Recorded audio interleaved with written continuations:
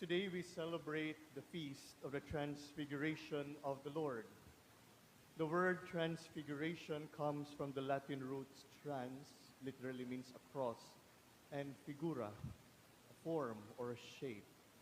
And it thus signifies a change in form or appearance. And this is what happened to Jesus in the event known as the Transfiguration. His appearance changed and became glorious, and his clothes became dazzling white, such as no fuller on earth could bleach them. And this is also in the event in the life of our Lord Jesus, wherein the voice of the Father was heard once again, as Jesus heard it during his baptism. This is my beloved Son. During his ministry, our Lord also had his moments of needing strength and encouragement from the Father. He spent evenings communicating with God, the Father, in prayer. He would withdraw to the mountain or to a quiet place in order to encounter the one who sent him. And despite his busy schedule during the day, he never missed out on keeping in touch with the one who truly loves him. And as our Lord was also going towards Jerusalem, he felt that the good works, his preaching and healing, would lead him to a not-so-good fate as the prophets of old had experienced. And human as he was, he might have also felt afraid of what awaits him when he goes to the city of David.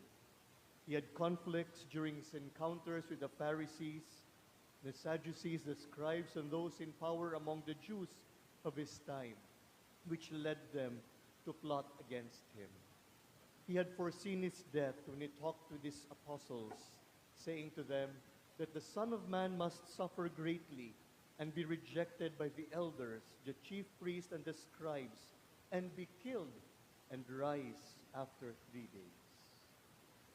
The words from the Father, "This is my beloved Son," in the feast, in today's Transfiguration of the Lord, hearing these words proclaiming him once again as his Son after his baptism was a guarantee that the Father was always with him. Jesus and the Father are one. And sometime after our Lord's Transfiguration, he went up to Jerusalem to join in the Passover celebration, which would bring him to his suffering and death on the cross.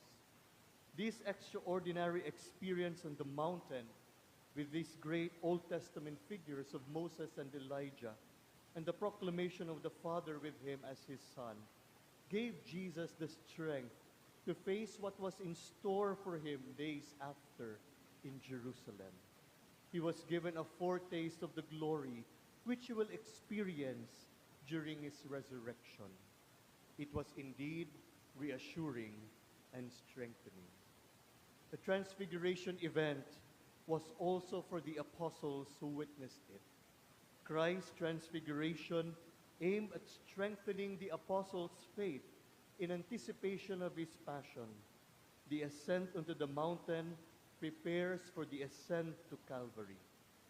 And if you remember, before this event happened, Jesus talked to them, to his apostles, about the cost of following him, which is not a walk in the park, but a life of service, self-giving, and sacrifice. During the Transfiguration, the apostles are also given a glimpse of the glory that awaits them if they remain faithful until the end. My dear brothers and sisters, in our daily life, there would also be moments of struggles and difficulties, which at times could lead to despair and hopelessness. Yet let us look at Jesus, who was strengthened by the Father during his moments of fear and trouble. Let us never lose hope, for we believe that God is always there to assure us of his never-failing presence. This presence is not something that is static, but one that is dynamic, is encouraging, and loving. Those who are empowered by God can also strengthen and encourage others who are experiencing suffering. As Christians, we have this mission of reaching out to those in need. Let us not be indifferent to them. Let us open our eyes to their brothers and sisters in need. As we are strengthened by the Father, especially in this Holy Mass, let us also do the same to our brothers and sisters, starting in our own families and communities.